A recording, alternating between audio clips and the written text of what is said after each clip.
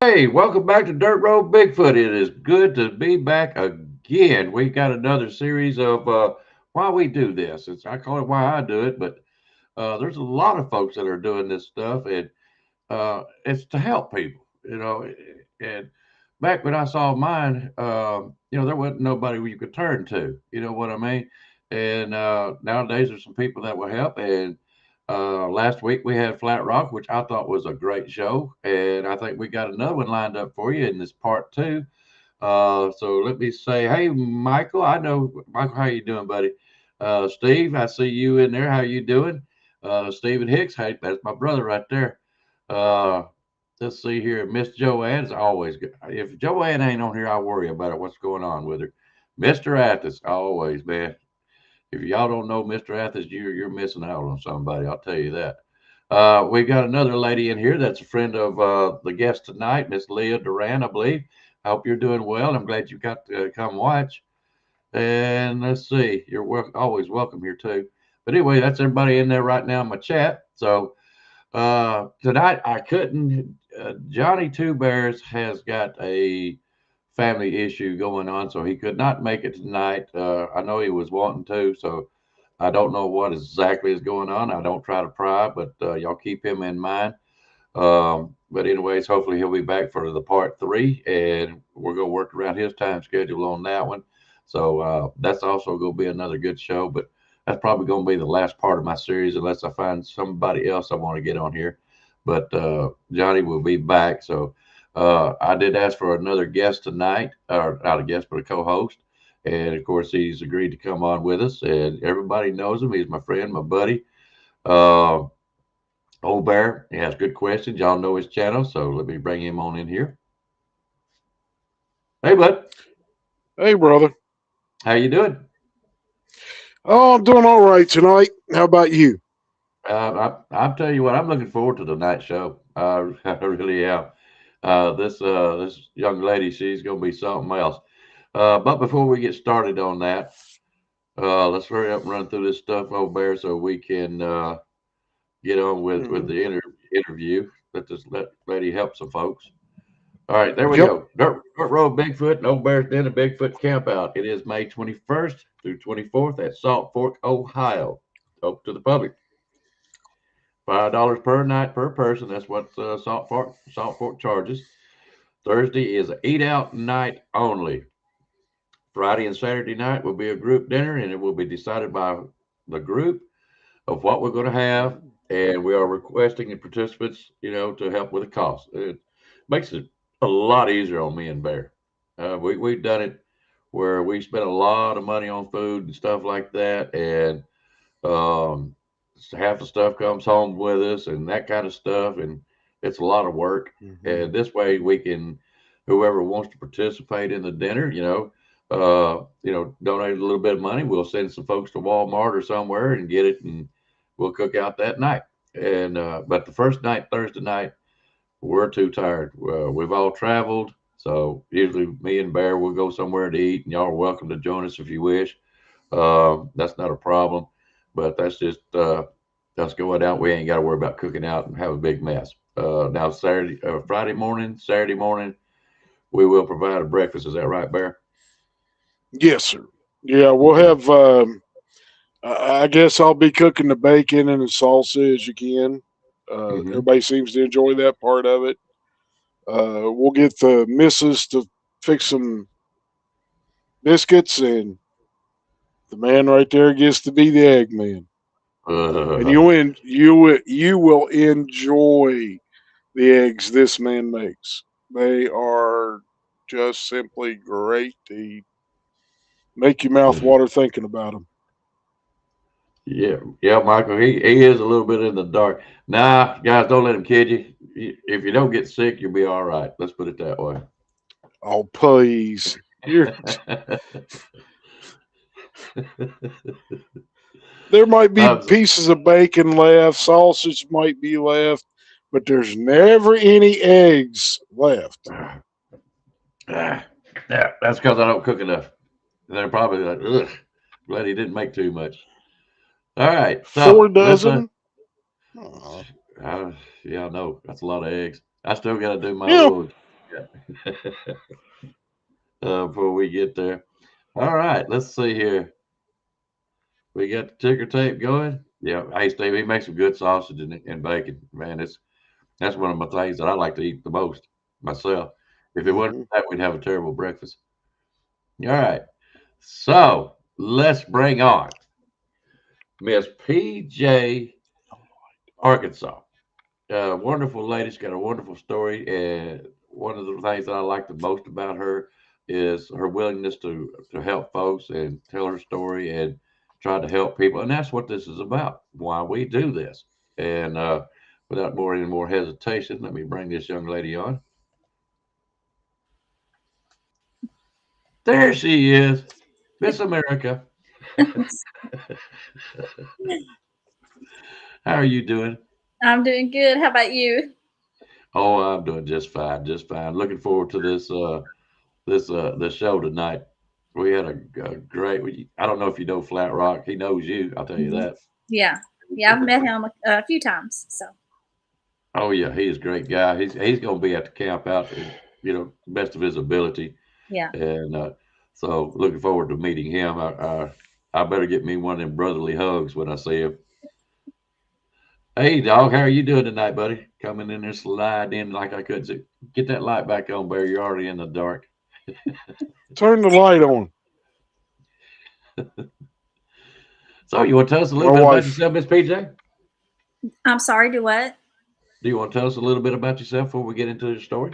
Oh, well, there's not Anything? really anything too exciting. I live out in the middle of nowhere. I've got two kids, several grandkids, and so that's about it. Okay. All right. Barry, you going to say anything before we get started? Nope. I'm good. Let's go. I'm Uh, ready to I, wait and hear. I know it. It's time for me to shut up. I want to hear this story. I really do. Miss PJ, the stage is yours. Do you want to tell us your first experience with the Bigfoot? Okay. Well, I'll start off real quick by saying, we started hunting out here, and it was around 2004. My husband and I can't agree on the years, but and we had some things happen, but Bigfoot was not even on our mind at that point. And then in 2014, we was able to buy 40 of of the 80 acres that's here. And by this time, we were kind of suspicious, with the things that had happened while we had been hunting and stuff out here. But and then we built out here, had crazy things happen. I found tracks, found handprints on the sliding glass doors. um, but even with that type of stuff going on, it's still hard to wrap your mind around. But it was in June of 2021. I have a swimming pool, and it started on June the 14th is when this whole encounter started. Um, I had went out and got in the pool. It was on a Monday, and I was just floating around enjoying it. And the way the yard is, we have the yard, and then you kind of go down this little area, and there's two cedar trees, and there's a gap in between the trees, and then it opens up into a small field, and the field is surrounded by woods. Um, well, I was laying on my mat, and I looked down there, and I could see in that gap. The gap was probably, I don't know how wide, maybe 8 foot. I'm gonna say 6, 8, 10 foot wide. Um, but then I could see something reddish brown sticking out of the woods. It looked like, to me, from where my vantage point, it looked like a shoulder and like part of a head. And I knew it wasn't a deer because it was up in the trees, and I laid there. I watched it for several minutes, and I thought, oh, and before that, I had heard a whistle come from across the power lines. We have some of those major power lines that run through our property, and it came from over there. And then I heard it again in the woods where I seen this reddish brown thing. I heard it in those woods, so I heard it twice. Anyways, I laid there and I watched it, and I never seen it move, at all. And I thought, well, maybe it was, broken tree branch or something. And I thought, well, I'm gonna float over and get a drink, And at this time, I didn't have like a pool deck or anything. I just had this little tray that I, put on the side of the pool. So I floated over and got a drink. And then I looked down there and there was a branch from one of the cedar trees that was kind of blocking that area. So I couldn't see. But when I floated back, it was gone. And I thought, okay, so whatever this was able to move, you know. And anyways, then that evening, or it was right before dark, Paul and I was sitting out front, and we heard a knock come from back in there. And then Wednesday night, we was sitting back out front. We heard a knock come from back in there again. But then from the other side of the house, and we're surrounded by woods. On the other side of the house, we heard this it was like a really deep, rough sneeze. That's the only thing me and him both could say that it sounded like was and it wasn't a deer. I've heard deer sneeze all the time out here, and it wasn't a deer. This was just really deep and rough. So he got up, walked over to that side of the house, which, you couldn't see in the woods, and looked around, nothing. And then the next day was Thursday, and I was needing to get out there and clean the pool. We was getting ready to leave to go on vacation that weekend. So I was going to go out there and clean the pool real good.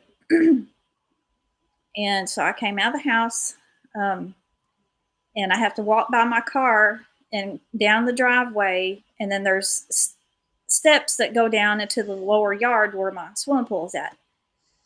And as I walked past the car and was coming up to the steps, I hear a grunt that came from the woods to my left. And it was, I deer hunt. I hear bucks grunting. It kind of reminded me of a buck grunting, but I could tell, I thought that's not a buck, because I've heard them grunt. And so I was looking, I didn't see anything.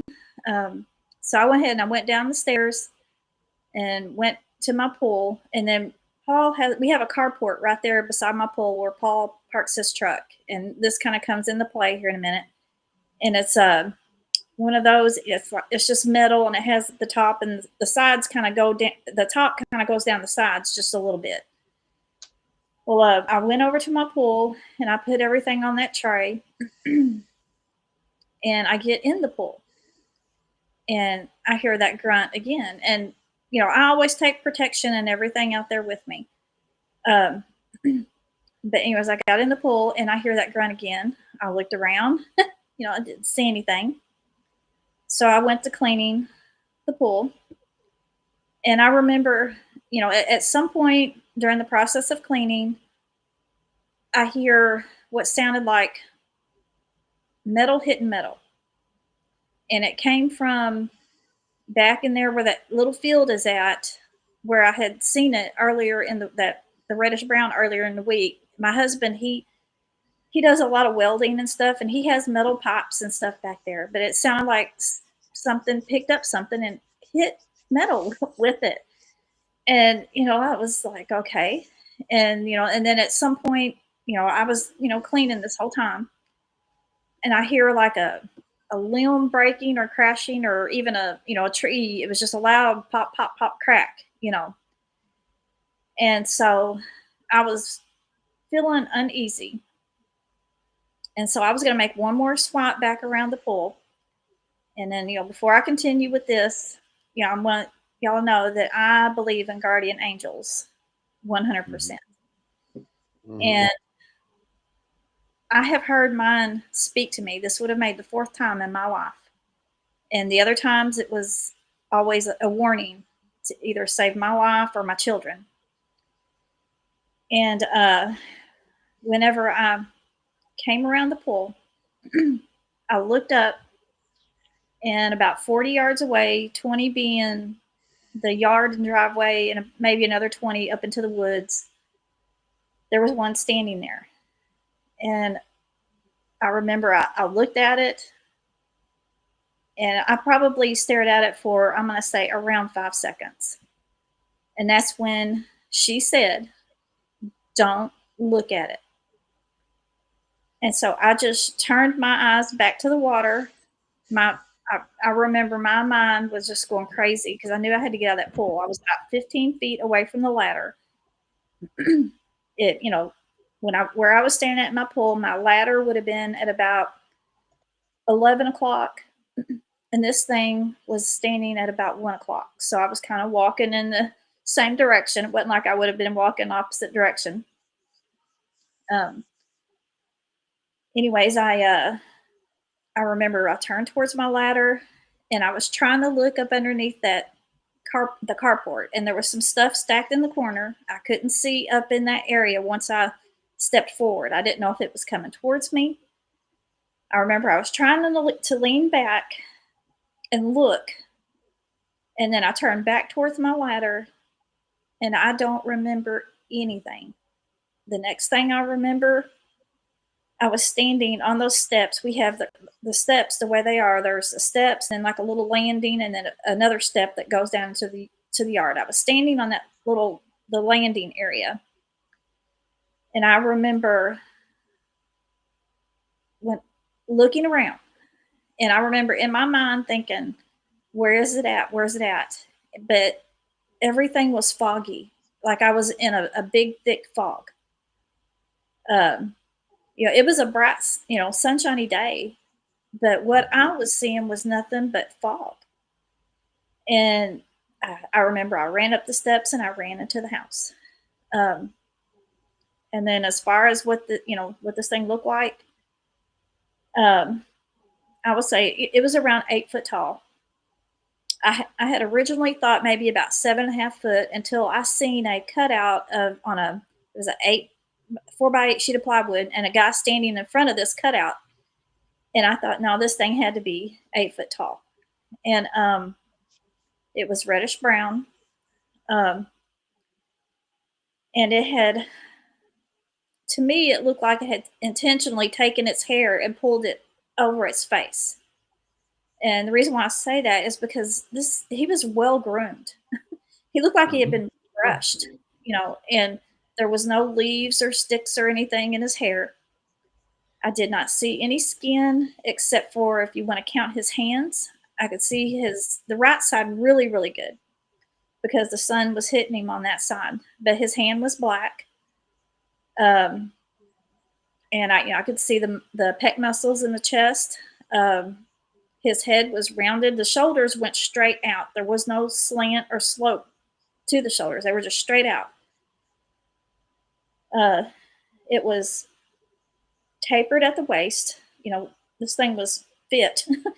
And I could see the right thigh really good. He had huge thigh muscles. I could see all the way down to the top of the calf on his right leg. I could see the other side, but not as good. And then the way he was standing, his arms were bowed out like he was in a charge position. And the way he had his arms, I could see the hair hanging off of his right arm. And it was about probably 6 inches long. And it was actually blowing in the wind. I remember that's what really caught me because that was the only thing moving on it was the hair. And then I do not know what happened from the time I turned to look and looked at my ladder until I was on the steps. And the best that I can kind of figure, and and the thing is, I don't know, I lost from 30 minutes to an hour of time. And I have no clue as to what happened. 30 minutes to an hour time? And the way Wow. I figured that is, and I could even be off on that. I mean, because I went over this in my mind, but I always tried to plan it to where when I would get out of my pool, I could come in and shower off because it's a chlorine pool. It's not a saltwater pool. And then I could come downstairs and start getting dinner ready before my husband comes home. And I remember when I came in the house, somebody had asked me once before, well, was you still did you have water on you? And I don't remember, Yeah. but I came in and I remember I went upstairs I done my same thing. I got in the shower. I remember standing in the shower and my brain was like, what just, what did I just see? I didn't even realize the time loss until later. It took me several days. Um, and when I came down the stairs, my husband was coming through the door. And so, and like I said, none of this I didn't even realize what was going on until several days later. And then I got to thinking, what happened to the time? You know, why was he coming through the door? That should have been, I shouldn't have been that late coming downstairs. And, and I even tried to, I can remember kind of where the pool was shaded at when I was in the pool. Yeah. So I stood out there one day and was trying to look at the shadow in the pool and try to recreate a time. And all I can say, it's anywhere from 30 minutes to an hour. It's, I don't know. Give or take. Yeah. Yeah. Bear, what do you think about that? Well, sounds to me like that Bigfoot hit her with some infrasound, and which can blur your vision, make you lose time. Uh, People have been known when they get hit with infrasound to do what their body has done before, but their brain don't register. And, you know, periods of standing still or sitting down and just staring in that direction. Yeah. That's what it sounds like to me. You got hit with some kind of infrasound Mm-hmm. that made you lose Okay. time. I'm wondering, I don't know much about infrasound, PJ, but sometimes I think a traumatic event like that, because Mm-hmm. this is, I guess it's the first time you've seen full blown Mm-hmm. uh, Bigfoot, and your mind just Hmm. went into a state of shock, Mm-hmm. in a way, Yeah. and it took you a while to recover from it. And the reason I say that because I don't know much about infrasound. I know animals do it; Mm-hmm. they pick and choose how they do. But I had heard of a story of a guy that was hunting, and it yelled at him like it was right behind him. Next thing you know, it was probably 30 minutes. He said, "I can't remember a thing." He Yeah. said, "All I know is I was from my hunting spot. Next thing I know, I'm in my truck with my rifle, and my feet are not wet." Yeah. And he said, "There's a creek you have to cross to get to where he goes hunting at." He doesn't remember anything from that time, from that yell Mm-hmm. till he was in the truck. Basically Hmm. coming back to himself.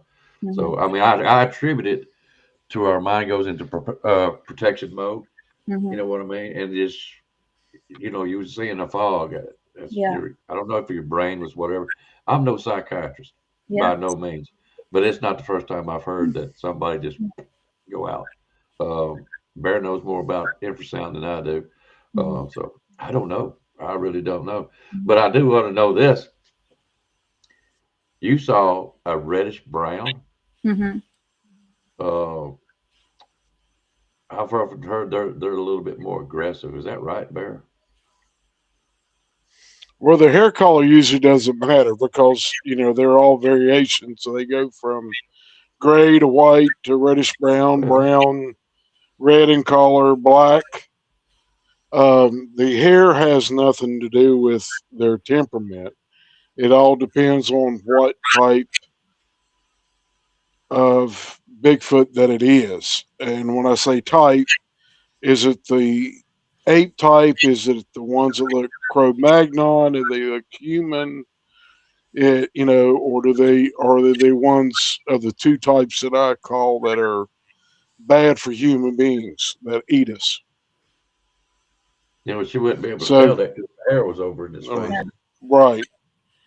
And usually when they pull the hair over their face, they're trying to disguise themselves Mm-hmm. to fit into the background that they're in Mm-hmm. more, so it breaks up their face. It's like we put camo paint on Yeah. when turkey hunters go out or deer hunters go out. they put camo paint on to break up the outline of their face. Mm-hmm. Well, I'll I tell know you the that. body on this thing. I Mm-hmm. mean, I've heard people describe their, the bodies of what, the ones they've seen. This right here would have looked like a human body, just huge. Um, he didn't seem disproportioned in any way. Um, Somebody asked me about how long the arms were, which it was hard to tell because his arms were kind of bowed, but they didn't seem Mm-hmm. normally long, to me. What Uh, about the hands? the what? The hands. Did they did and the reason I'm asking, did it seem like normal fingertips, or was the nails long, or look claw looking, or what? Do you remember?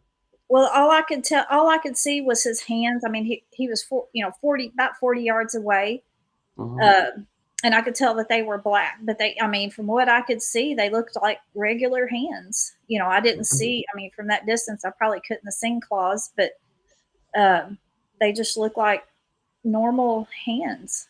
Um, the only thing that, like, his torso might have been a little longer, but I've seen people with Yep. long torsos. Yep. Um, that's the only thing that was, to me, seemed, and I ain't even going to say off because I've seen people that way. Um, but Did it seem like to you that it might have had shorter legs than you expected, or you would think that it would have? no, not really.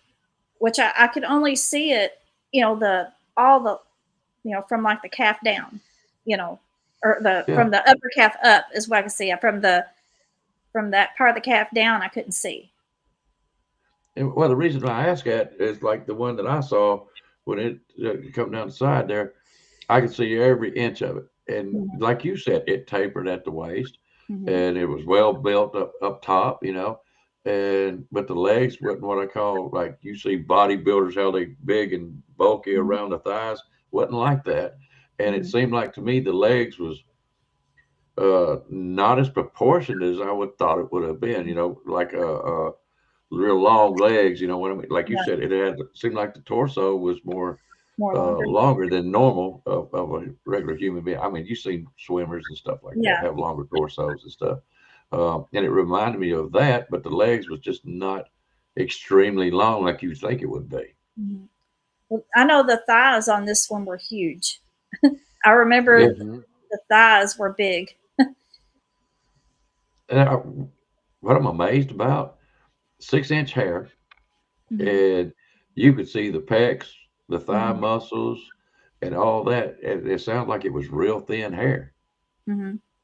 Well, the 6-inch hair was like hanging off of the forearm, like this part of the Yeah, arm it was hanging off, Mm-hmm.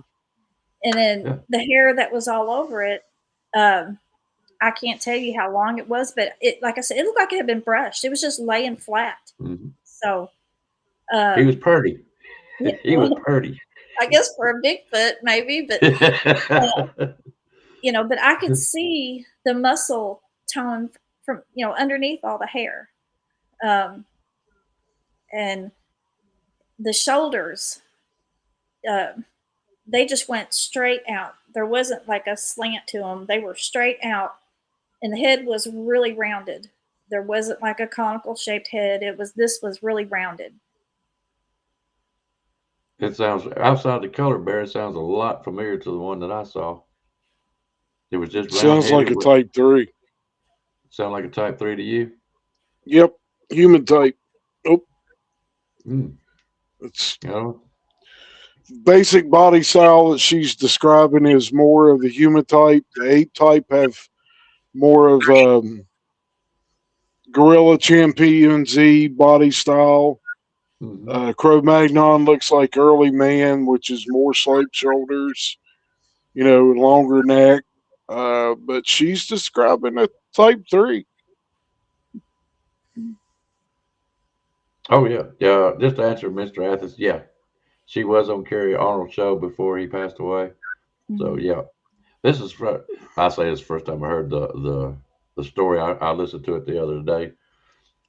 But I guys, even listening to it the other day, she's basically about word for word, which I will recommend. Uh, PJ, let me do this really quick. Mm-hmm. There we go.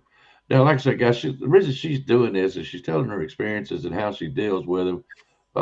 And I told her, I said, I don't care who you call. If you've got an experience that you're having to deal with, I've actually heard people getting PSD and or PTSD, whatever you want to call it. I don't care if you call this PJ, Old Bear, Icebox. Um, I had Johnny on here. Anybody that can help you deal with what you think you saw or what you did see, reach out to them, and that's why she's here tonight. I know some ladies are more comfortable talking to the other ladies, Mhm. so I don't think she would mind or hesitate a bit if you send her an email, want to talk about it, and she can help you because we're going to ask her something here in just a second. See if it comes through. All right, and she's also got her other. She's got a channel, PJ Arkansas Sasquatch slash I would say slash dash Giant of the Woods. Her email is, and let me make sure, Miss PJ, all lowercase letters, Mm-hmm. PJ ARK as an arc and SAS 70 Mm-hmm. at gmail.com if you'd like to reach out to her with your experience or if you need some help or whatever, tell her your story if she can help you. And that's why we're doing this.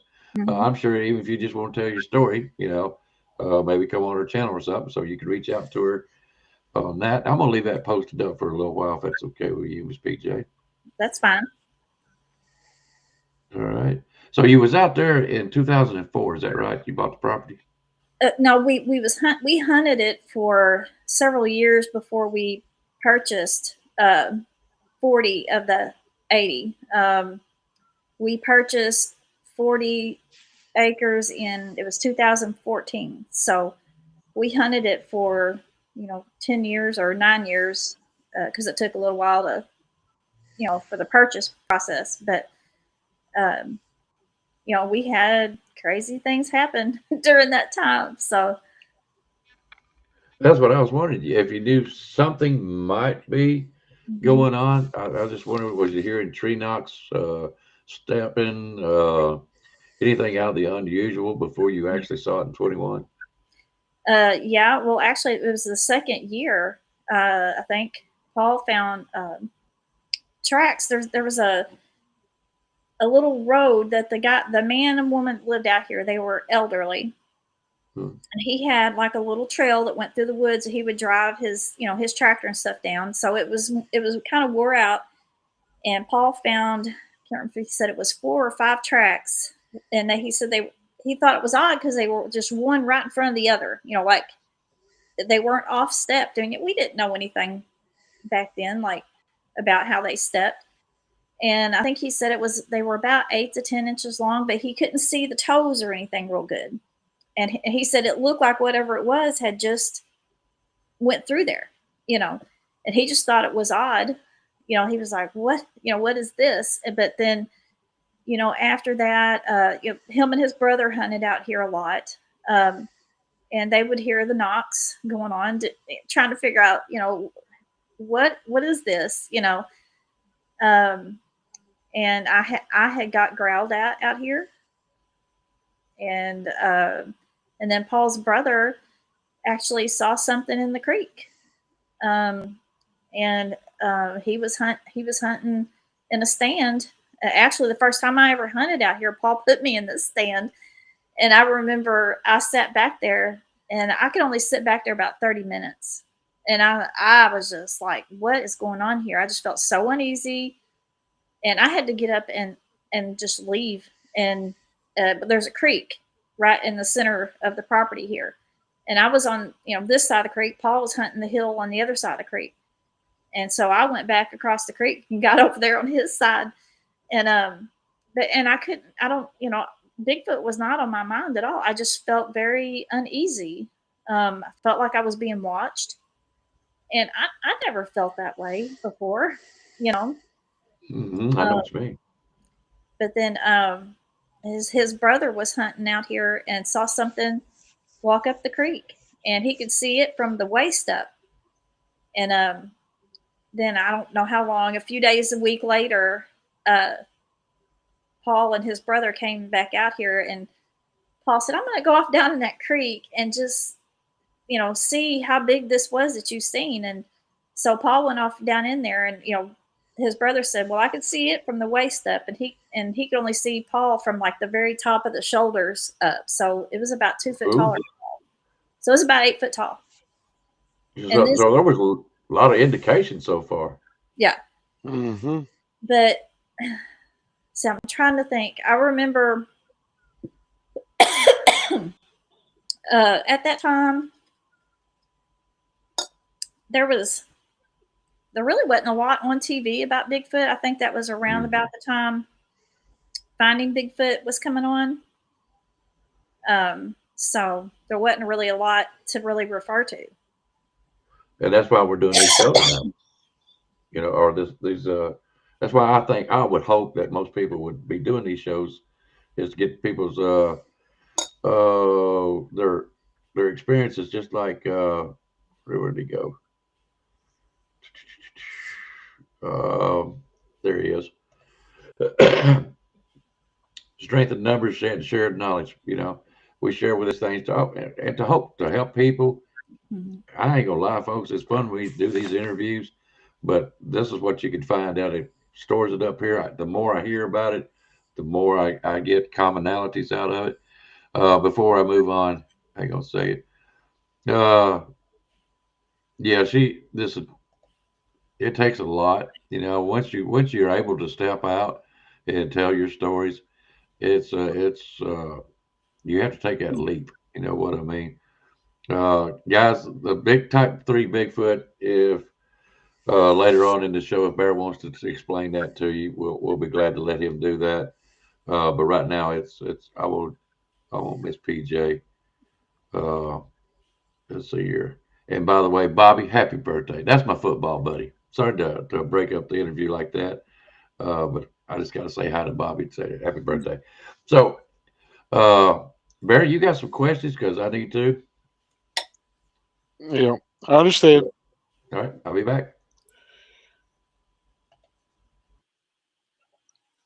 Okay, VJ. The one thing that I did when y'all were y'all out there early morning going deer hunting or late at night? Did you stay over any time and hear anything like strange howls that you may have thought were coyotes or anything of that nature? Well, when we were hunting, we lived um, probably 10 miles from this property, 10 or 12 miles. Mm-hmm. So we never really stayed over, you know, back then. We just drive out Mm-hmm. here. Um, but, now Paul had heard, and we would come out here early in the morning. Sometimes we'd stay all day. Like Right. we would pack a lunch or something. Mm-hmm. And we would just stay all day and then hunt, that evening. But and I remember Paul saying that he heard some, like some weird. Uh, he didn't even know what to call it. He said it wasn't like howls, but it was more like gibberish to him. He couldn't figure out what he was hearing. Okay. I think now it was probably them talking, but Yeah. you know, but he said it freaked him out enough that he left. So he was out here by himself. But I never really heard that I can remember. Which now, I didn't hunt a lot out here back then because our kids were still little, and so that meant Mm-hmm. I would have to find somebody to watch the kids. I didn't really start hunting out here um, until probably just a couple of years before we, um, bought the property. Um, Right. but so I wasn't out here near as much as he was. Um, but no, and I'm trying to remember if I even heard knocks. If I did, I don't. I just probably thought it was a woodpecker or something. But I did get growled at one day out here. So, um, and that was I was hunting, and there was some dogs that had ran through. And the way the land is shaped, the tree line kind of makes a comes out to a point, and then there's a fence line that goes in behind my stand, and it goes and joins the tree line. It kind of makes a pie shape, and Mm-hmm. um, and I was hunting, and these dogs had came through, and they was up in that little corner, and they was growling and barking and rolling around up there. And I was, oh boy, there goes my deer hunting. And I actually thought maybe Mm. they had a deer down up in that corner. And because the way the land is, I was in my stand, and there's kind of a little hill that you have to walk up to get up in that corner, and it kind of that corner is kind of down at a little bit of a dip. And so I got down, I ran the dogs off, and I thought, well, I'm gonna go ahead and walk up there and see what they were doing. And as I was walking up there, I remember I caught a whiff of like a just bad odor, and I remember telling somebody. I can't really remember what it smelled like now, but back then I remember saying it stunk. It smelled like a sour uh, feces. It was just nasty, you know. Mm-hmm. Um, anyways, as I was walking up to that corner, and I'm in the power line. The power line runs right through all this, and it's one of those Mm-hmm. major. You know, it's the power line's probably I don't know 40 foot, 50 foot wide. I don't know how long. You know, and um, so I was kind of out, not really, probably in the middle, close to the middle of this power line where this fence line runs, and then into the woods across. It's a cedar thicket. Mm-hmm. Something let out this. It was just a deep, deep guttural growl. And I knew this was not a dog. It was not a dog. Right. Right. Uh, and it wasn't like I could feel it. Like, you know, I had people ask me, well, could you feel the growl? I'm like, I couldn't feel it. The only thing I can say is I knew that it was coming from across the power line. Mm-hmm. But this growl was so, I don't even know the word. It felt like it surrounded me, if that makes any sense. The, the Yeah, whole, it the whole, does. Yes. the whole sound, it just, and so I was looking over there, and then of course I had my rifle on my shoulder, and I just started backing out. I knew not to turn and run. I started slowly backing out, and I had to back probably over 100 yards, and then I hit the creek. When I got to the creek, I had to turn and go through the creek, and then I was probably another little over 100 yards away from the truck. But once I hit that creek, I ran all the way to the truck. And when I got to the truck, I unlocked it. I got in, and Paul, when he finally came back, you know, it was getting late. I don't remember how long I had to sit there. I told Paul, I said, I'm never hunting back over there again. And he was like, why? And I told him. And but eventually I started hunting back over there. Um, it took a little bit, but I did. But and to me, we went home and we tried to find different animal growls. We listened to different dogs. We listened to mountain lion, and apparently, from what it was saying back then, bears don't growl. I don't know if they do or not, but Hmm. They uh, do. they Yeah. do. Well, that's what it Yes, was. ma'am. That's what it was saying. In which Paul bear hunts. He's like, they do growl, and I'm like, but we couldn't really find anything like a bear. But this was just too. It was like a. I don't even know how to describe. This came from deep, deep down, and it was crazy sounding how deep it was. Um, So let me ask you this question: do you think the growl was a warning, or was it a menacing growl? Like it meant that um, maybe it was mad and it meant to do harm, or do you think it was just trying to warn you to stay away? I felt like it was a warning, you know, Okay. because I think if it was mad and wanted me, it would have had me.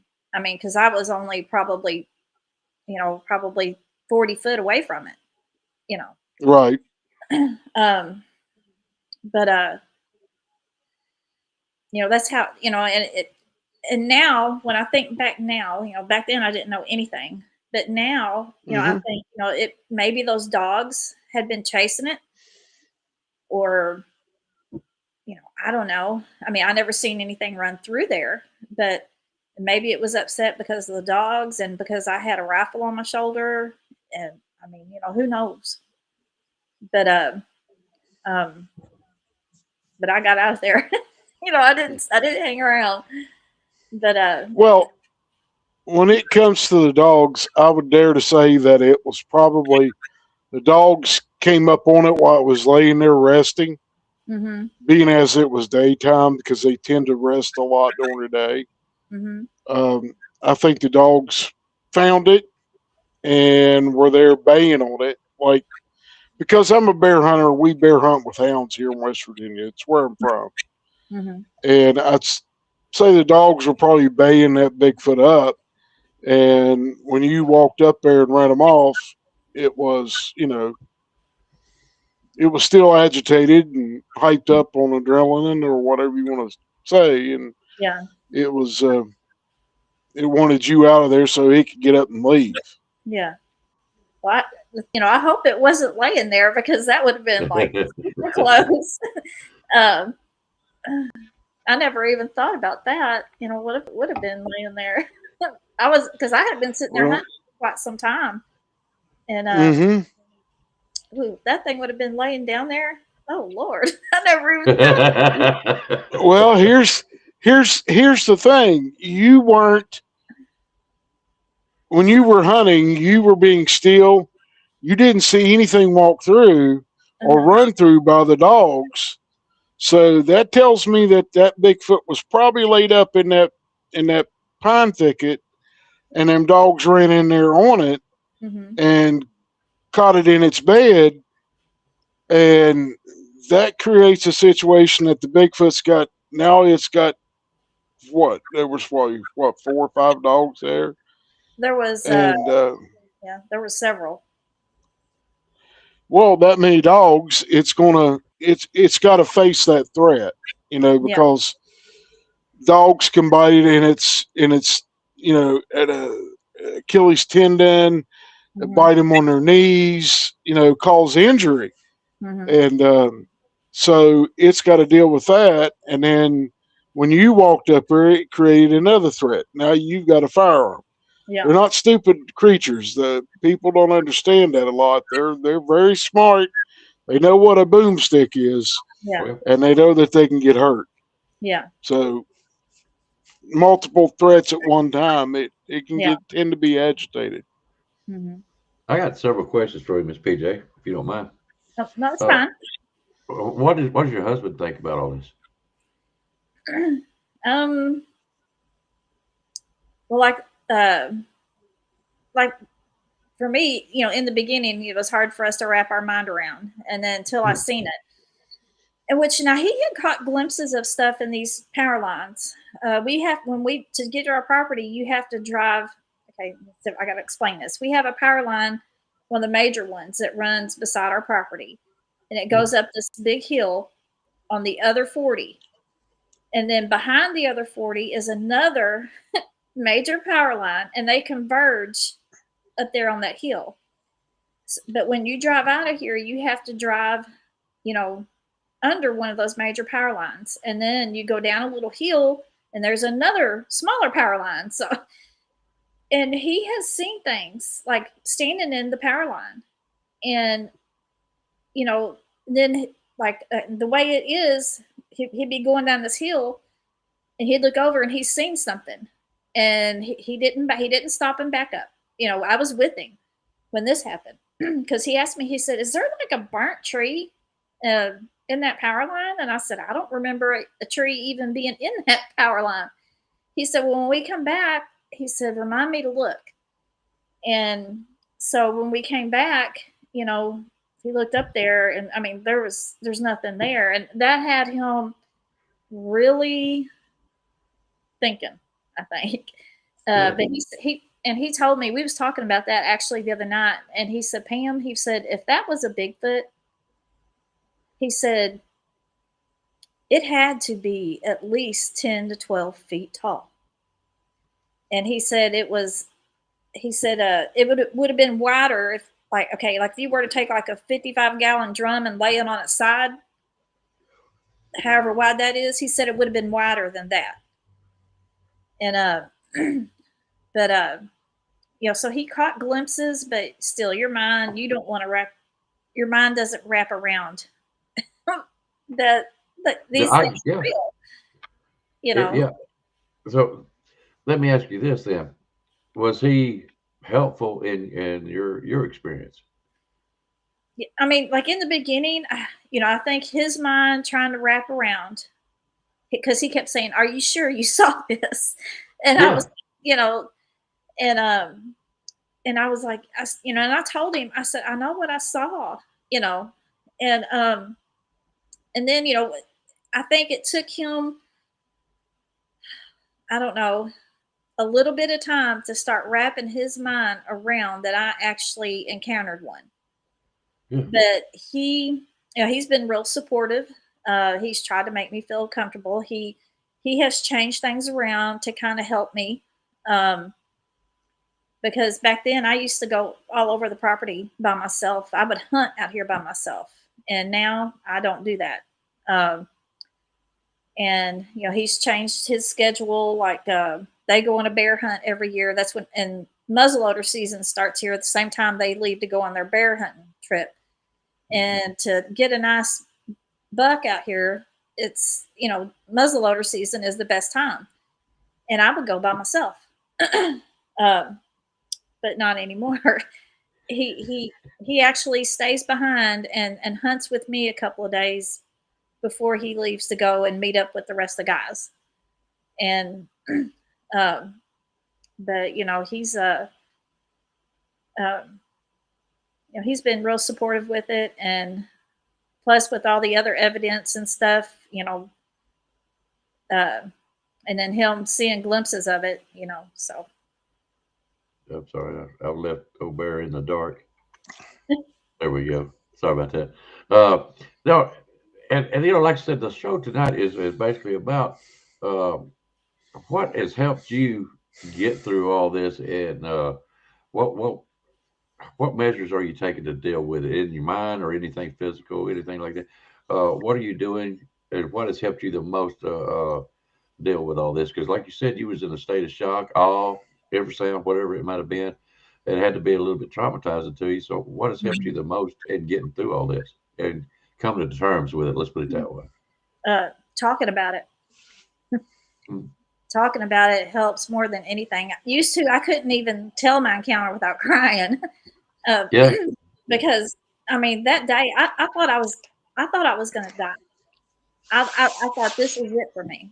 This is how I'm going to be taken out. I mean, um, and then plus, once I figured out the time loss trying to deal with that, but talking about it, and then I started doing my own channel, and we have quite a bit of activity around here. I mean, It's still ongoing.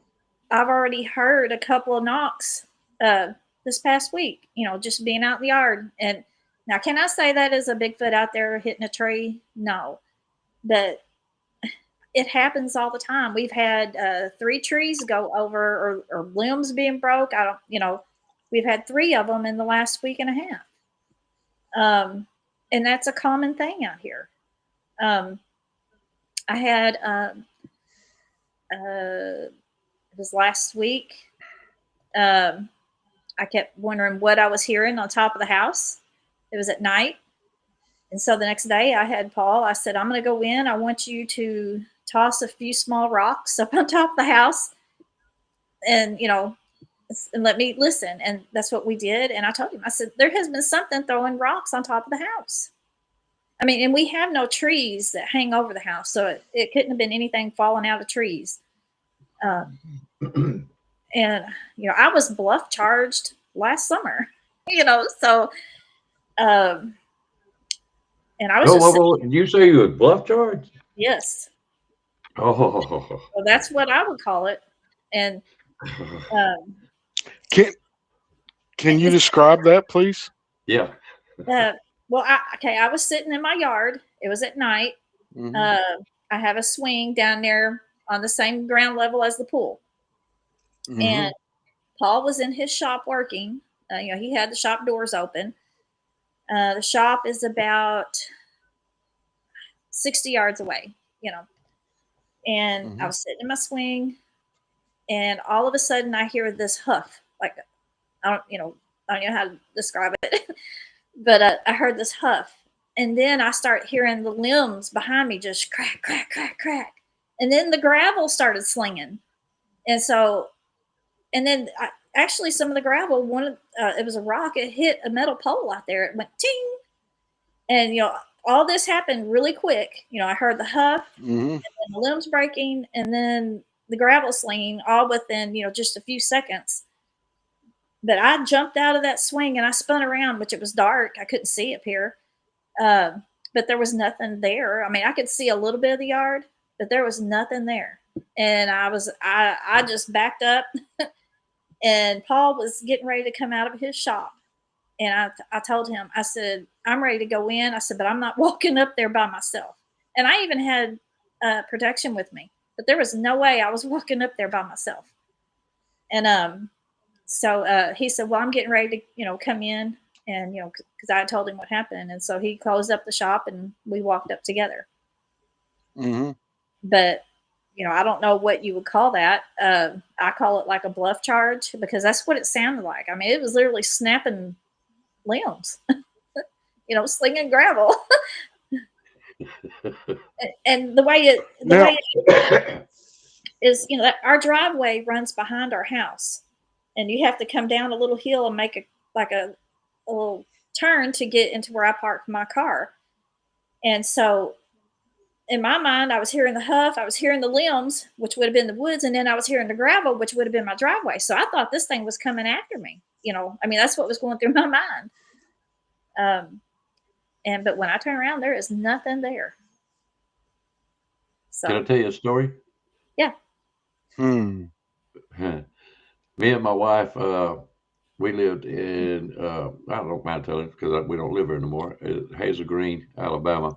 And one evening we got out and we just kind of sitting out there by the back door, standing by the back door, and we heard the awfulest racket, kind of like a deer stuck in a fence. I mean, it was just carrying on, making all kinds of racket.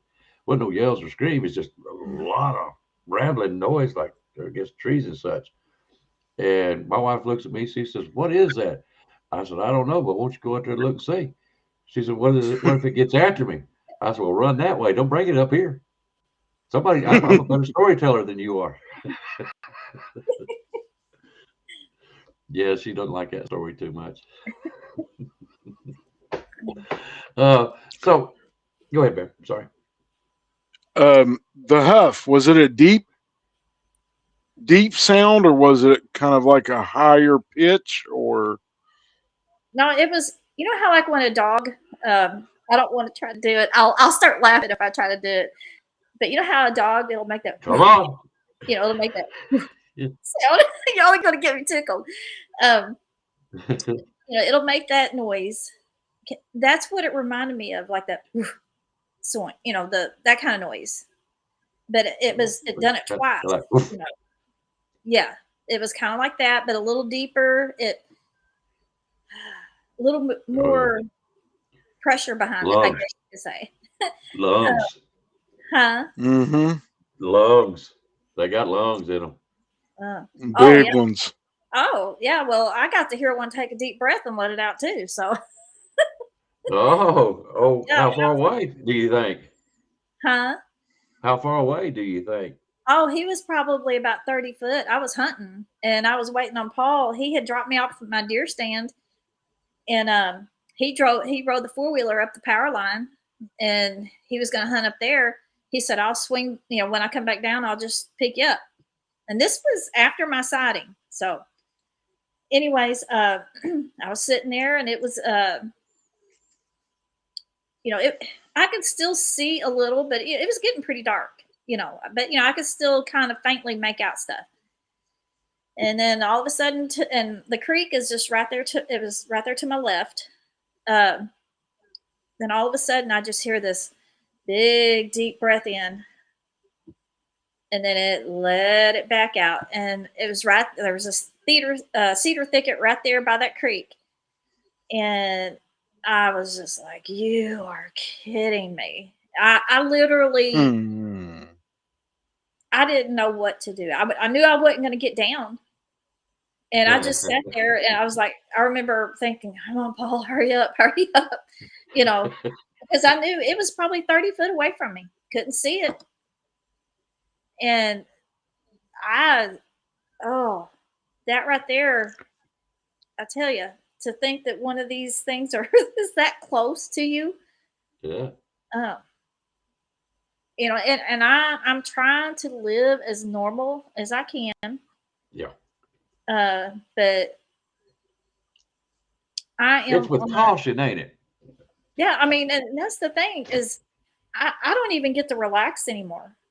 The only time I relax is if Paul is right there with me.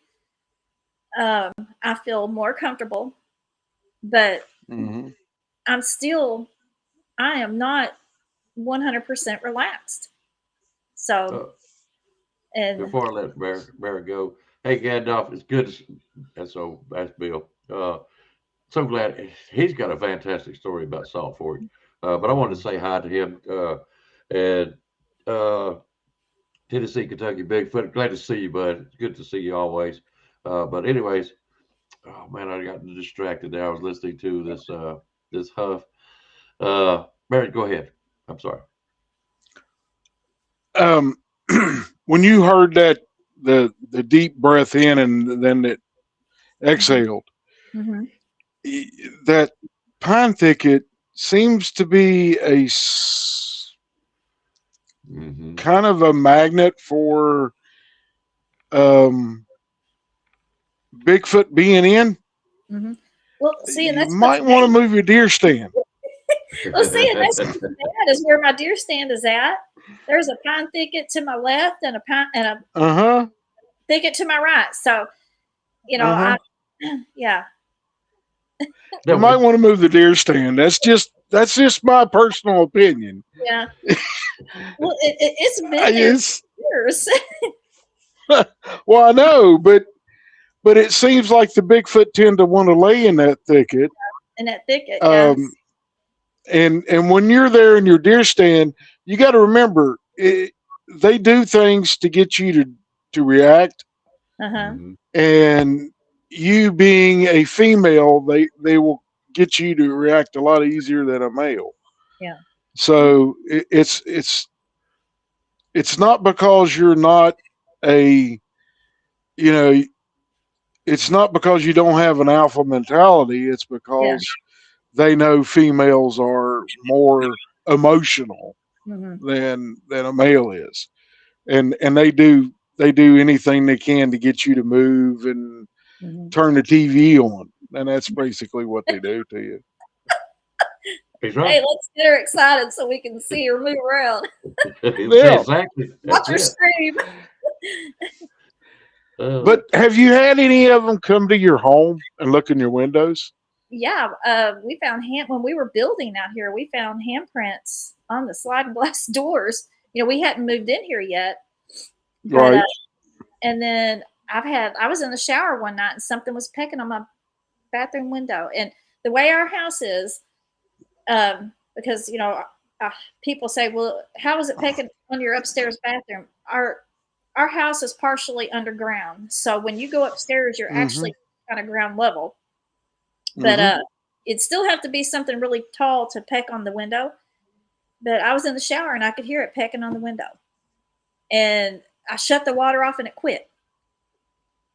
So, and I finished my shower and got out, and when I walked into the bedroom, I heard it again pecking on that window. And then I was here one night by myself, and there was something pecking on this living room window. And I'm like, "You're kidding me." And I was in the bathroom. Actually, I'd heard something sound like something hit the house, the where our bedroom is upstairs in the back. And I went upstairs to double check, make sure there wasn't somebody in my house. And and I had my sidekick, is what I call it. I had it with me when I went up there. Mm-hmm.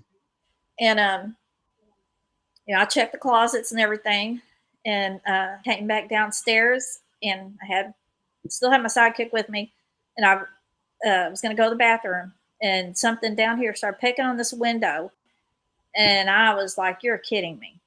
And so I stayed in the bathroom, and it was pecking, and then it stopped, and then it started pecking again harder and faster, like it was agitated. That's what it reminded me, that it would have been agitated, and then when it quit, I eased down the hallway, and that's when I went and got the bigger. uh, and Friend. Let's just call her friend. Mm-hmm. yeah, bigger Let's friend. call her friend. Yeah, and I sat in here. I shut off all the lights. And somebody's like, "Well, did you close the curtains?" I said, "No." I said, because if something was going to be walking around the front of my house, I said, I didn't want to not see it. I said, I wanted to be able to see it. I said, I sat in here with my lights off until my husband got home with that laying across my lap, Don't get close to them windows. No, no, Oh, no. well, see, No, no. the whole front of our house is glass. We got sliding doors, and then plus two more big windows, and Mm-hmm. but so I'm sure they get to watch TV a lot. But Well, I think you said something very, very important. You know, like I said, I keep going back to why we're doing this show. You said you kind of go back out now. mhm, And I'm gonna say it like this: I go back out. I go. Better tell you, I hunt plants for old time medicines that I used to do in the old days. So, Mm-hmm. mhm, and I would still go hunting and whatever else I wanted to do after my sighting as far as that goes because I wasn't scared of it. And I don't know why I should have been because I'm sure when you first saw this thing, you mhm, was thinking you was looking at some kind of monster of some mhm. sort. You know what I mean? And if you have never seen one, it's weird. It's Yeah. very weird. It's almost kind of surreal in a way. Mhm, From every story I've heard from anybody, yeah, they talk about other stuff, but they never really tell about how they felt when they was actually looking at it mhm, and what was going through their mind. Is it? I can't believe what I'm looking at. mhm. It's all about this creature that you're looking at, and in Yeah. a way, is there's a how can I say a calm fear? Does that Mhm, make sense? I don't mhm, know if that's the right words or not, but yeah, there is some fear to it, but you can't let this thing um, dictate where you can and can't go. Let's yeah. put it that way. Well, Now and at nighttime, it has free roam because I ain't fooling with it. But during the day, I don't let it. Now, if I know it's present, like you was talking about that huffing a while ago, mhm, it's best to have that cautionary fear. You know what I mean? And I want people to kind of understand that. Don't go out there acting like you're going to be Billy Bad Blood out there trying to whoop this thing. You ain't going to do it. no, It's best you use some common sense about what you're doing. And I think people needed to hear that, what you said a while ago. mhm. Well, and one thing I made myself do, and people may call me stupid, but I made myself get back out, get back out there in that swimming pool Hmm. without Mm-hmm. Paul being. I was out here alone, and I made myself do it because if I wouldn't have, I think it would have just totally consumed me. And Hmm. but that's the type of person I am, though. I've always faced anything I was afraid of. So, um, but I made myself get back out there um, and be alone. Yeah, but not to challenge it, but you No, showed no, that no, this is my world. This is my place. yeah. And I've actually told them. I've walked out there and told them, look, I live here. I don't mean you no harm. Right. Um, just leave me alone. And I'll leave. I don't want to mess with them. I don't want to bother them. but they need to leave me alone too. They don't need to mess with me, but that, I honestly think that we have a young one out here. Because I have seen them 3 times, four times total. My first one, and that was a reddish brown. And then I seen another one. It was a few days to a week or so after Carrie Arnold left from out here, and this was a ash. It was an ash gray colored one. Um, and then I seen another one that was like a chocolate brown, and then I just seen one this last fall in the creek, and it was like a brown, but it had looked like a black spot on its back. Um, and no, I'm still not used to seeing one. So It's still a Well, I little got bad weird, ain't it? news. but Go ahead, I got bad news for you. You got a clan. I, Yeah. I figure that. Yeah. Now, as Go far ahead. as the big reddish brown one that I seen in the beginning, I think I seen Mm-hmm. him twice after my sighting, and the next time being the next year, but it would have been across. We have a creek that runs through our yard, and then there's a field, and then there's another Mm-hmm. wood line with a creek. So there's actually 2 creeks here. Um, and it's probably, I'm not good with the yards, 125 yards or so. But I was cleaning the pool, and my hose had got hung, and I turned, and when I turned, I seen that same thing sticking out of those woods over there. And I was in the process of, I was turning and, turning back like a quick motion. And I turned back and looked, and it was already gone. So I know that had to be him. And then it would have been fall before last, I think. And I was out here. Paul was up the driveway cutting down a tree. It was a dead tree. And I was sitting out here, and I remember feeling just kind of uneasy. And I thought, well, I'm just going to hop on the 4-wheeler and ride down there where he's at. I got up to walk towards his shop, and that's when I hear like a thud. And it came from back there where I saw him that on that Monday when he was sticking out of the woods, the week of my sighting. I looked down there, and I thought, what is that? It brought it all back. It was like reliving it. I thought, surely not. And so I turned, I walked towards the shop, and I heard it again. And I looked back, and it was still there. And so I went ahead, I hopped on the 4-wheeler, and I just got out of here. And then when I came back, Paul was already coming back up the driveway. So I turned around, I followed him back. And when we came back, whatever that was down there was gone. So I thought, I think it was him. It was the same color. But I think he was doing that thud sound to get me to look down there.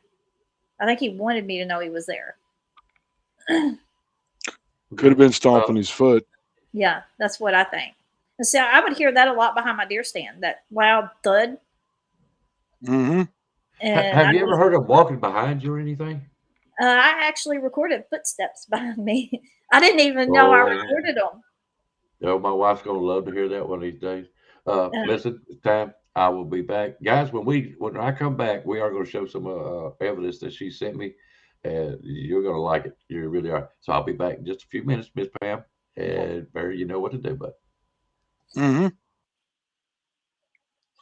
So, is there out of all the times that you've got recordings and you've seen these creatures, Mm-hmm. and you said you've seen 4 different ones, and one of the first one of 2 or 3 times.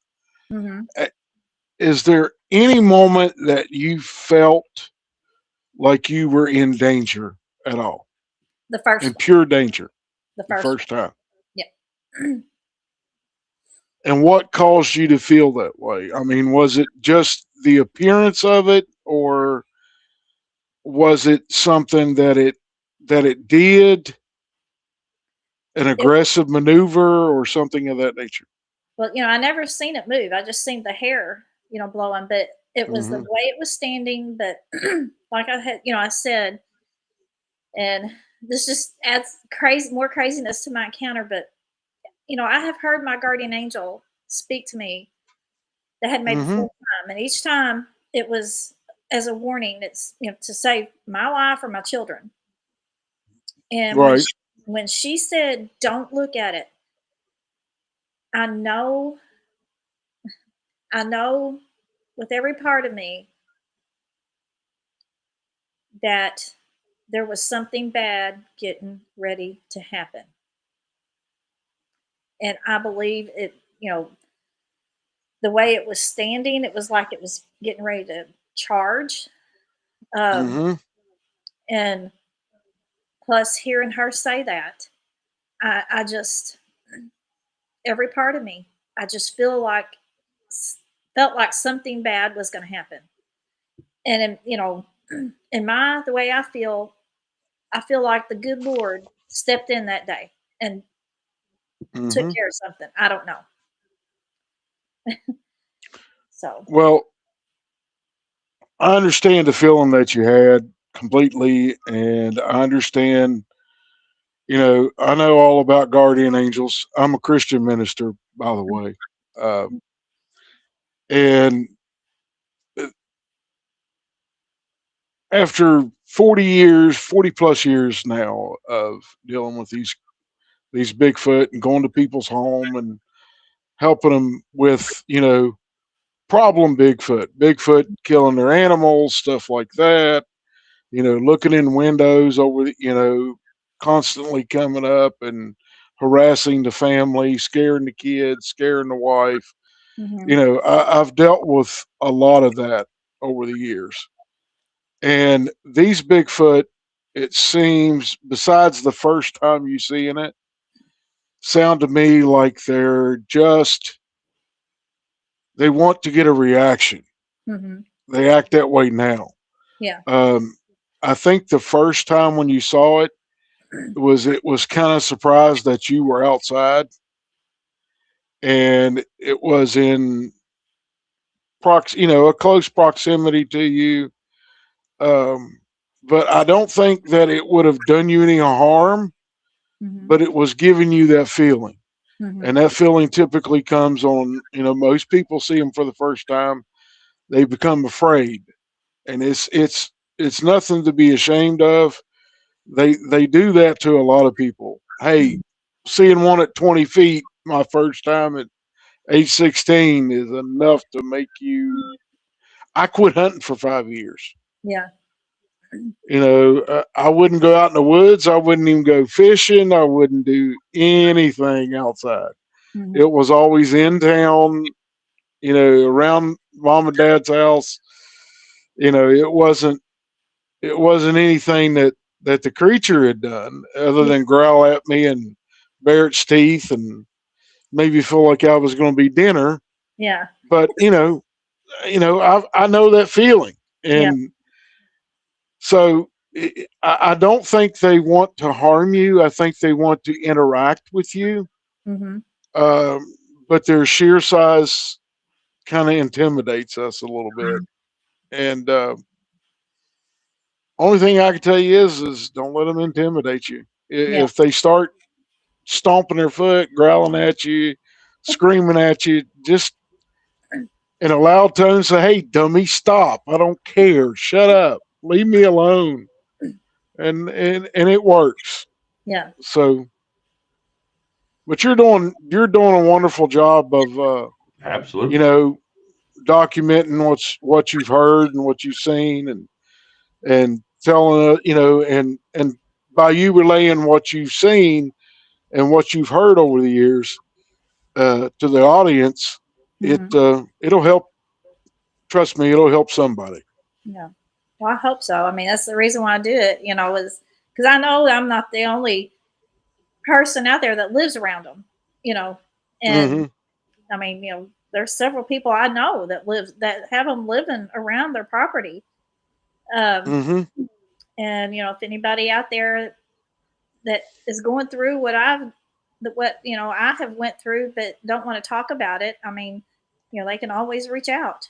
Um, I may not be able to help them in like as far as getting them off their property. I don't think that's going to be possible, but at least I can maybe help them try to cope with it. I don't know.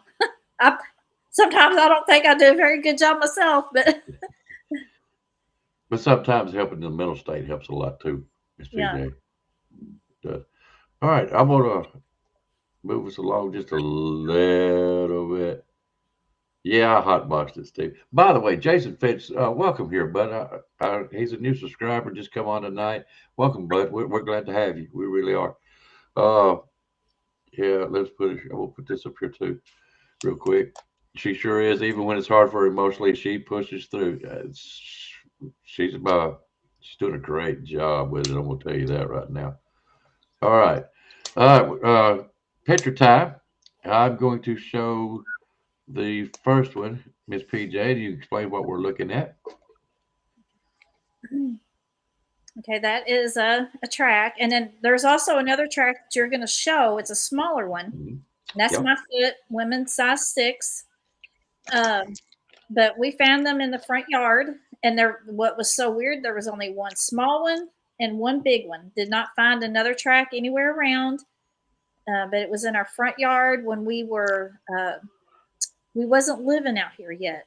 We were still building. And I had went out in the yard looking for arrowheads because my sister-in-law had found an arrowhead. And I just there these were. And that one there, the way the ground was, where the smaller one was, uh, it was a little bit harder ground. And that right there, it looked like water had kind of went down in it and washed it out a little bit. Mm-hmm. But they were about 4 foot apart. Okay, I will tell you right now, the next step would have been way over to the left. I mean, I don't know the ground that she was on. It looks like it was pretty hard ground. Yeah. But look how wide that hill is. But you could tell the next step was way to the left. If you look on the instep, how much pressure come up off of the Mm-hmm. outside of the footprint. Mm-hmm. You can Mm-hmm. still see toes and stuff. So yeah, that was going to be a wide step, more so to the left than it would have been. Because I heard a lot of people say they walk straight in line Yeah. with the footprints, and I'm sure that's probably true. But you can tell on this one that that next step was not going to be in line. It was going to be over to the left somewhere. Mm-hmm. Very good footprint. All right, here's your next one. Mm-hmm. Yeah, and that's the little one. And like I said, it was about 4 foot away from the big one. And right there at my foot, if you see the what looks like rectangle things, that's tractor tire marks. So you can kind of see how hard that ground was there. Um, Mhm. and that wasn't actually in the ground very far. It was only maybe half an inch. Mhm. But Bear, do you see what I'm seeing? Yeah. We're what do talking y'all about Yeah. the I see it. what do y'all see? metatarsal break. The metatarsal break. Mm-hmm. Yeah. Mm-hmm. We sure do. Uh, You can see the toes real good too. yeah, absolutely. You can see the toes real good. But yeah, you can see the metatarsal break in this one. All right, we're going to Yep. show this one. Now, this is a structure. Mm-hmm. Explain this to me, please, if you don't mind. Uh, this is down. This was down on the creek, probably 200 yards from our house. Paul was hunting one day, and he could see something black, and so he's like, "What am I seeing?" And he walked up to it. It was the entrance to that, and Mhm. and he actually crawled inside of it, and he could sit down inside of it, comfortably. The entrance, the was probably 2.5 foot, but and when he got inside, he could sit down and have plenty of room over his head. And then, Really? yeah, and then on the outside, like from the bottom to the very top, there's a lot of stuff up there going on. I'm 5 foot. I can't even say honestly that I'm 5'1". I'm really short, but it was about as tall as me or a little taller. The brush that you see on the outside, and it was a bunch of sticker bushes. And actually, there was a sticker bush that had been just completely bent over. And then there was more stuff just stuck in there. I mean, limbs and everything. It was just stuck in there. Hmm. So, I've never seen one like that. Have you, Bear? I've seen a bunch of them like that here in West Virginia. actually, I think Flat I've Rock. never seen one. Flat Rock that told me that he had found some like that on his property. Yeah. Hmm. Hmm. So I Yeah. think it was Flat Rock that told me that. Stephen Bigfoot Clubhouse. All right. This is something recent that she has heard, and I want y'all to hear this. You ready for this, Miss PJ? Yes. Stuff going on with my phone. Just a little bit ago, y'all, I could smell that urine smell. And then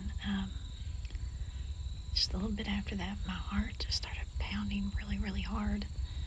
I could see it pounding through my coat. It's doing better now, but now my phone. What was that?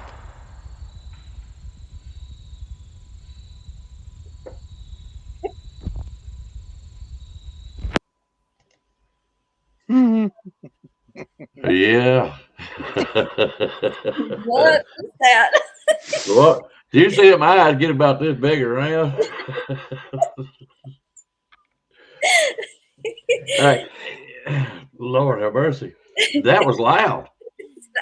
Oh, you should have been out there with it. Whew. The anxiety never really goes away, does it? No.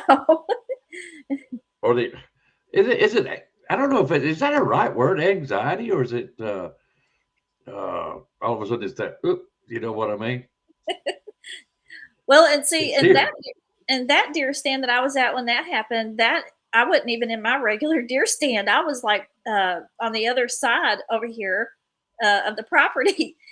And I thought, oh, this maybe I won't feel so scared over here. But then I started having crazy stuff going on. Um, I was my phone kept bringing up a clock that I've never even seen on my phone, and then my heart started pounding real hard. I mean, I was just like, what is going on? And then and Paul was hunting like in front of me. There's a little field, and then there's a creek, then a bigger field, and then a hill that goes up to the top of the other power line. And he was hunting up there. And I was telling, I was recording myself, telling what was going on when that happened. And Paul, he was hunting. It happened in between me and Paul at the somewhere along the bottom of that hill that he was hunting on. And he said that he was on top, and he said, "Oh my God," he said, "that was loud." And I said, "I know." And but I catch a lot of knocks. Never nothing that loud. That was loud. That was close. That was That was close. close. Yeah. Well, did you notice the variation in the two knocks? Uh-huh. I mean, one was louder, way louder than the other one. The other one, and when Hmm. I paused during the video, I paused, and that's because I'm hearing something, you know, and I'm like, because I remember, what am I hearing? And then I hear the first, smaller knock, and then then I was like, what was that? And then the big one. Then my eyes go, but but yeah. I don't know if I can Well, show you again. that was two trees, two Uh-huh. different trees. Two different trees. The Mm-hmm. Yeah, first one was probably an oak of some type, either a red oak or a pin oak or white oak, and then the second one was more than likely some type of a hollow type of tree, like a beech or something of that nature. Mm-hmm. Wait, let me see if it'll play again. I might have to. Let's see. I My don't know if it eyes will or are not. Yeah, I love the eyes. Yeah. Yeah, I might have to redo it. Let me see if I can. Well, I don't know if people can actually see what I'm doing, but I'm gonna do it anyways. See if I can do this. Yeah, they can probably see this. Ah, wrong one. Hmm. I don't know why it keeps going to that one. Go to add. There we go. Is that one? Is that one? Yeah, weird stuff going on with my phone. Look at them eyes. They're kind of almost squinted or Just a little bit natural. ago, y'all, I could smell that urine smell. And then just a little bit after that, my heart just started pounding really, really hard. I could see it pounding through my coat. Um, it's doing better now, but now, now my phone. What was that? I've seen them eyes get wider. I've seen that. uh-huh. Oh, that's a little bit too close, she said. There they are. There they are. Hang on. Hang on. Hey. I missed it. Dang it. Oh, Lordy. I'm sorry. That's a little bit on the hilarious side. Ow. Oh, oh, man. That was fun. That was fun. That was fun. All right. You got some more stories? Or you got some more time? What would you like to do? Uh, well, I think I heard my husband come in. I think he's waiting to come in.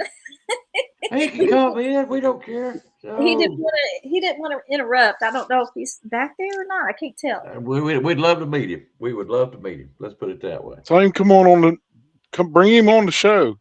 I mean, he's having interactions too. So Yeah, which I don't know if he's back there. I heard him open the door. Oh, you want to come in here? Oh, he's. He said he's all dirty, so he don't want to be. He don't want to come on. We ain't nothing but about a bunch of old fogies. We're used to the stuff like that.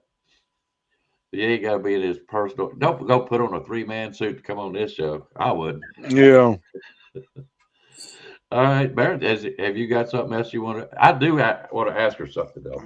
This go right urine ahead. smell, this, I'm good. this urine smell that you keep smelling. Mhm. I know that's about the best description you can give it. Is it not particularly urine type smell? Is it just kind of a smell that you really can't describe? No, this smells like the best way I can describe it is if you were to take urine and pour it on soak it a blanket in urine, set it out in the hot sun, let it stay there for several days, and then there you go. That That's a smell. whiff of it. Yeah, Ooh. and the reason I say that, I never have smelled anything till I went to Salt Fork, Uh-huh. and there's a particular smell that Hmm. runs around up there, and it's you catch a whiff of it every now and then. Sometimes it's a little weak, sometimes it's a lot stronger than what you would expect, and it kind of gives me an indication that okay, we're being a little watched right now. They're around here somewhere. You Well, Hmm. have to go by how the wind goes, I guess. we usually start smelling it around this time of the year, maybe a little bit, you know, more into April. Some years are worse than others. Um, I know it was year before last, I think. Last year was bad, but year before last, it was every day, which I smelled it pretty much every day last year. But it was bad. And it's like, when you go outside, you'll smell it, and then you can walk 10 foot away and you won't even smell it. And Yeah. then you might walk right back into it. Or there's been times I've been sitting outside and that's all I can smell, and it's not pleasant. So No, it's not. Like I said, I've never smelled it. Yes, she does have a channel. Matter of fact, Barry, if I'm gonna go ahead and do this real quick, guys. Um, Hmm. get over here. If you want to catch Miss PJ, this is her channel, PJ Arkansas Sasquatch Dash Giant of the Woods. She's got a real good channel. I went and watched it and kind of caught up with her. Episode 5 is the one where she tells her story why she's doing this. So get over there, click like, subscribe, do all that kind of good stuff. And her email is pjarksas, PJARKSAS 70. You got to remember that 70. I think I sent her an email earlier, and I probably sent it to the wrong one because I didn't put in the 19. So, but anyways, at gmail.com. So if you want to kind of get in touch with her, share a story, if you need some help, you want to talk about something, I'm sure she'll be glad to, especially to the ladies or even men. We don't care. That's why we're not being egotistical at all. You want to talk to her, uh, that's her email, and that is her channel. Go check her out. And we have got this gentleman right here. If you don't know, he's got Old Bear's Den of Bigfoot. That is his channel. Uh, he does interviews, and me and him do some stuff every now and then together, which is always fun to do. He tells stories. He loves to help people. Really an open, good-hearted guy. But that's his email on top there, Old Bear's Den 2019 at gmail.com. And let's see. I'm gonna do this, and I know he's not here tonight, but I want him to know that we're still thinking about him and hoping everything's all right. That's the Sasquatch Encounter Brigade. That is my buddy, my friend Johnny Two Bears. He's got Bigfoot living on his property, and I'm hoping to do him the next part of this series, which we're only going to do. There's like three, maybe four, but possibly I know good well we'll do three. Y'all catch him over there. He's doing some good stuff. He's got a new video out of you see the shadow of a Bigfoot jumping right behind him, and that's pretty fascinating. Pretty fascinating. Mm-hmm. And I got to do this. BFFG, Bigfoot Florida guy. That is my bud, my friend down there in Florida, Richard Farabee. He is very boots on the ground, very logical about stuff, analytical. Love to watch some of this stuff. Sometimes he just takes walks out in the woods, and I can see Florida that I won't normally see. So I will always enjoy that. And catch Sasquatch Unredacted, which is Johnny Two Bears and Richard Farabee doing a show together. Y'all catch that channel, like and subscribe. And I got to do this because it's my special thanks to Flat Rock. Flat Rock has got a Facebook page where he posts a lot of audio. He's a very good friend Mm-hmm. of ours. We love him to death. And he's the one that recommended PJ to come on the show. And you was spot on, Flat Rock. You was spot on. So y'all go over and check him out. All right, let's see here. Uh, her channel again. All right, I'll put it back up there. We don't mind promoting it all here. Like I said, there ain't no ego over here. PJ, that's a P and a lowercase J, in case anybody wants to know. Arkansas, Sasquatch. You type it in, you're going to find her. She's got a very nice channel. Layout looks really good. I love hearing a couple of her stories. So y'all get over and check her out. Giant of the Woods. Again, her email is pjark.sas70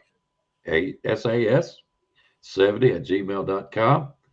I won't leave it up there for just a few minutes. That way you guys can go check her out. All right. All right. Oh, Bear, you got anything else for Miss PJ?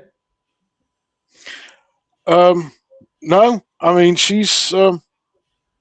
I've enjoyed the encounters you've had and the things you've heard and I only thing I can tell you is just keep your head on a swivel.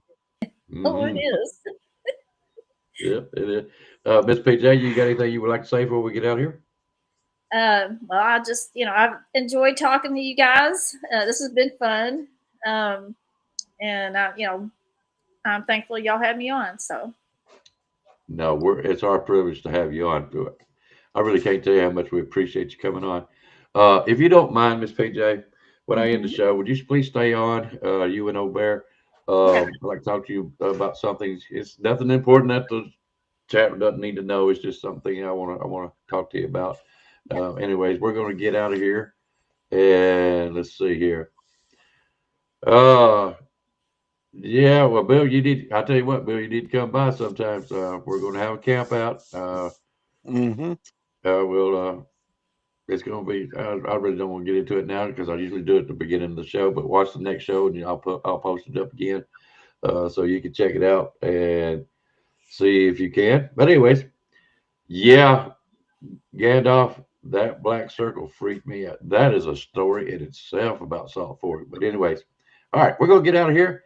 Miss PJ, I'm gonna knock you out. Bear, I'm gonna knock you out. And guys, I'm done myself. Please, PJ, do not go anywhere. I will get back with you after we end the show. Okay. Okay.